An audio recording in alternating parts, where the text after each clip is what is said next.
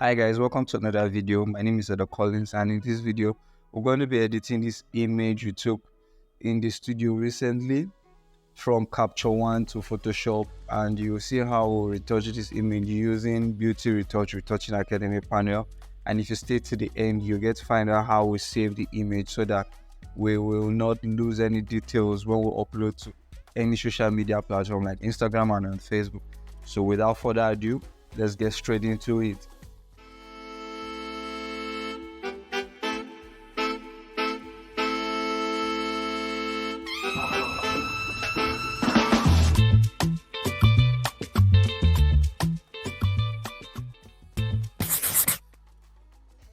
So recently we did a photo shoot in the studio and we took these amazing images of this amazing model. Her name is Tama.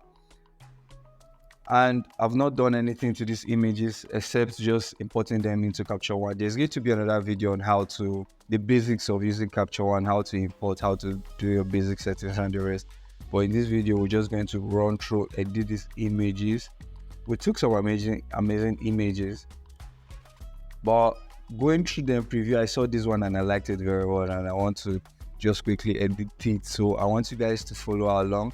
If you have any question or whatever it is during the course of this video, please hit the comment section and drop the question and I'll be there to answer. So first things first, what I do when I get to my Capture One and I have an image in front of me, what I do is I come straight down. I like starting from my levels. I love using levels than coming straight to the exposure tab. I like starting from the levels. Then I take these up, bring my blacks down, then I go back up to my exposure. This image has nothing really because it's well exposed for me, so I don't have much to do.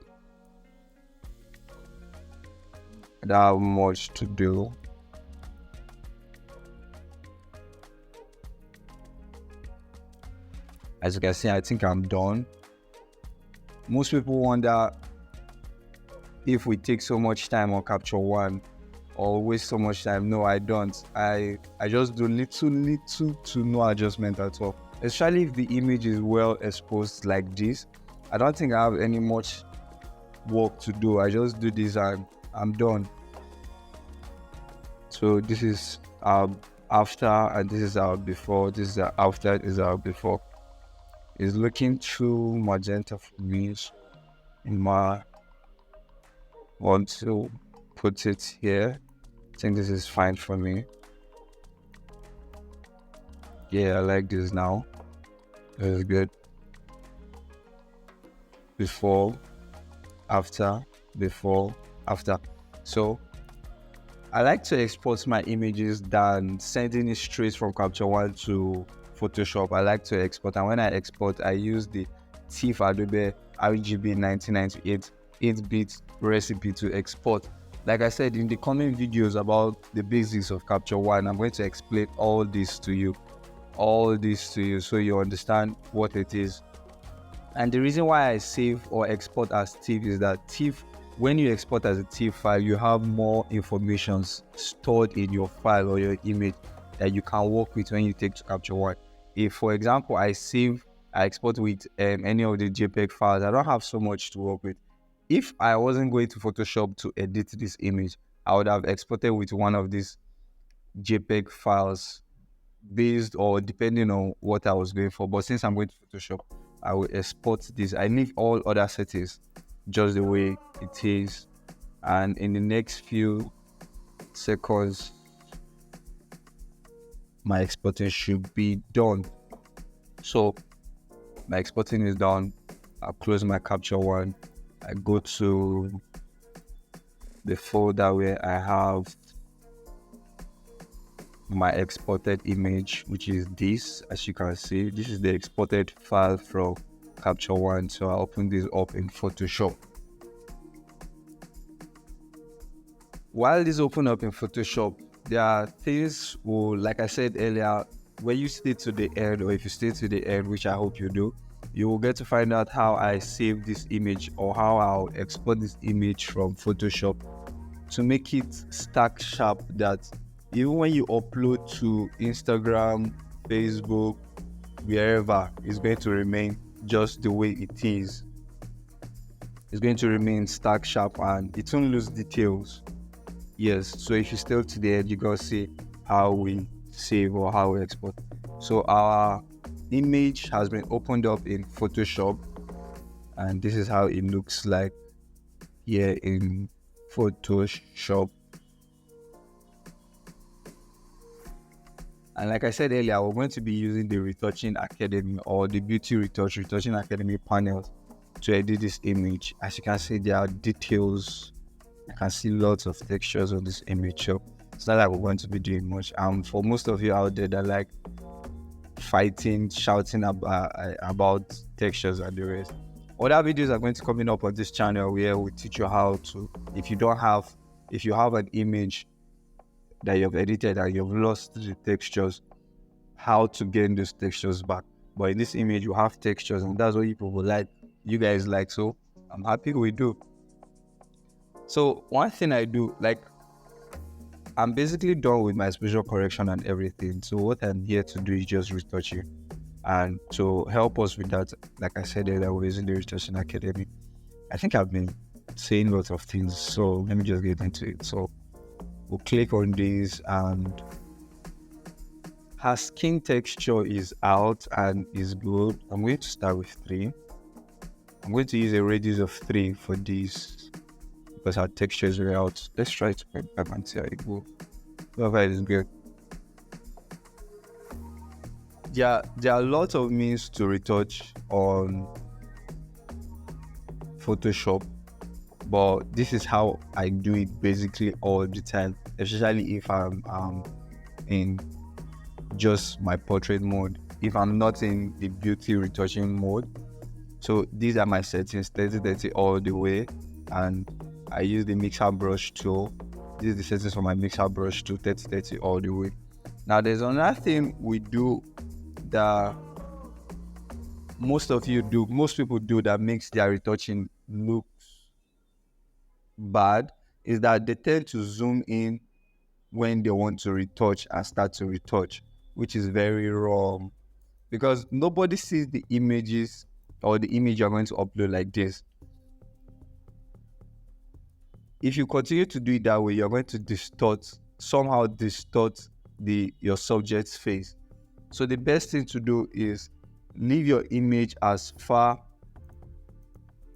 as you can see it on the screen. I'm trying to go back. I'm trying to undo what I've done. So I think that is it. Yeah.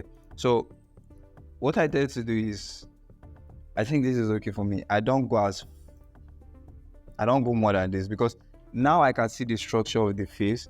I can see every detail of her face. So I know how to brush and how to direct my mixer brush tool, because I don't want to distort any part of her face. A lot of times when I see people retouching, when they send me images to critique or criticize, and I see the image, I wonder what they have done. When I see the before and the after, you'll be amazed to see what people are doing. Like, when you the photographer, or whoever that have edited this image, see the before and the after, didn't you notice that you have actually distorted, you've shifted her nose or your subject's eyes somewhere else? So please take that correction. Always keep your images as far as you can, so you see what you're doing from afar, because at most, this is how, if they will zoom in the image, this is how they're going to zoom in the image. So little to know, this is the before, and this is the after. So you see, I've basically not distorted her face. What I've done is blend just her skin tones together. That is what and basically that's what retouching is all about. You just blending the skin tone and making it, taking out blemishes and the rest. And our model's skin is beautiful. It's not like she had any or too much acne or blemishes to take out. I can see that this video is going to be very short, and I'm happy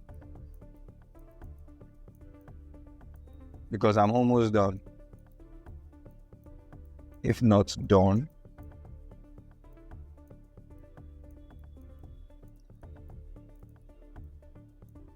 So also, retouching is something that you get better at it with time. So I always advise my students to please take their time. You can't just jump into photography today, and especially if you're coming into the portrait world where you want to do beauty retouching and the rest, and you want to learn retouching in 2 weeks, 3 weeks. No, it's something that the more you edit, the more you retouch, the better you become at it. So you see, we've not done much to Tama's face, and you can see we still have our textures. You can see how beautiful that looks. So I'm gonna just stay here and take out some of these that will look distracting when you try to zoom in. Like I said earlier, if you have any question or whatever it is, or if you have a better way of doing this, please share with me in the comment section and I'll be there to relate with you. And if you're learning from this, please hit the like button. Please subscribe to this channel.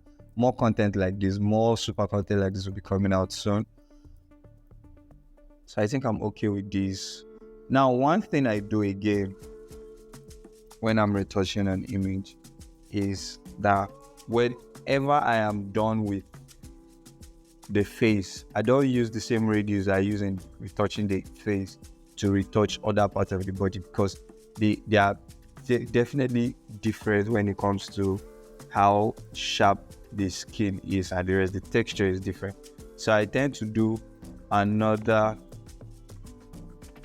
frequency separation. This time around, I will double it to the first radius I use for the face. So if I use 2.5, which I used here in this case, I'm going to use 5 or 6 for the rest part of the body. So the reason for that is so that the image is going to stay consistent all through.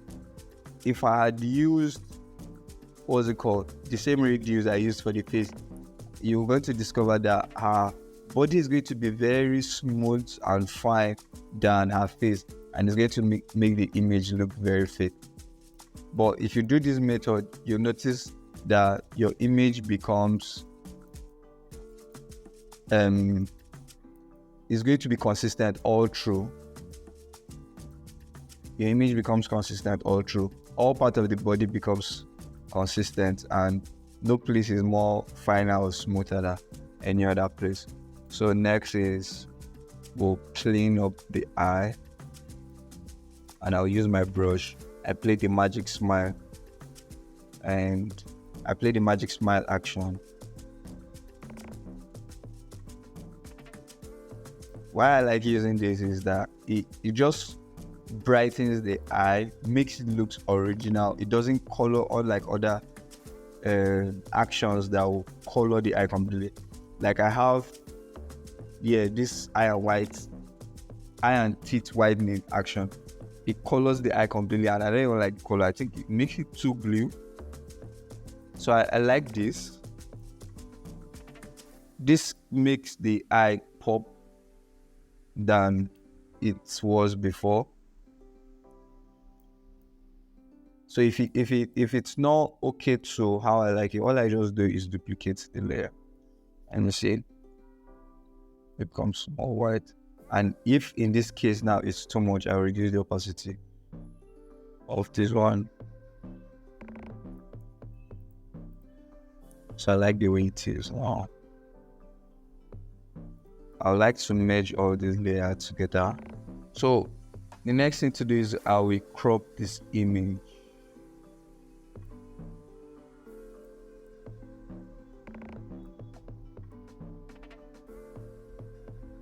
The image wasn't looking straight for me, so I something like this now. And let's see. So I use the 8x10 or 4x5 crop size so that I can able to import, or I'll be able to import this image to Instagram, and Instagram won't do anything by helping me crop the image anymore. So I am done with my retouching. As simple as this is how I do it. Like I promised you, I'm going to show you how I saved. So what we do is we'll come to export and we'll come to save for web. There's the shortcut there. So save for web is how we save our images for it not to still have, or for it not to lose the quality or details it has when we're exporting, so that it retains all the details when you upload to Instagram. You change this to JPEG very high, and the quality is at 80. We have our color to internet standard RGB, no color management. We don't change this. A lot of people tend to change this to 2000. We don't actually change, we just leave it like that. The image size, we leave it like that, and we hit save. So this is how we save our image, and it stays stack sharp on Instagram, that when you see our image you like it and the rest. So we'll look for where the images where we're saving to, and this is where we're saving to.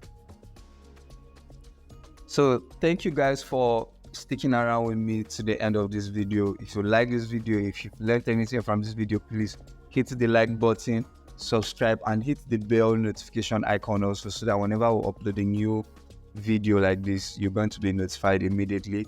And if you have any question, please hit the comment section, drop your questions, and I'll be there to answer. I'll be there to retouch. If you have worked with me throughout this video and you have edited an image like this, similar like this, please tag me. I'm going to drop my Instagram handle on the description below, in the description tab below, so that you can follow me on Instagram, tag me on the image on Instagram, and we'll talk about your images. I will see how we all grow together. Thank you very much. Peace out.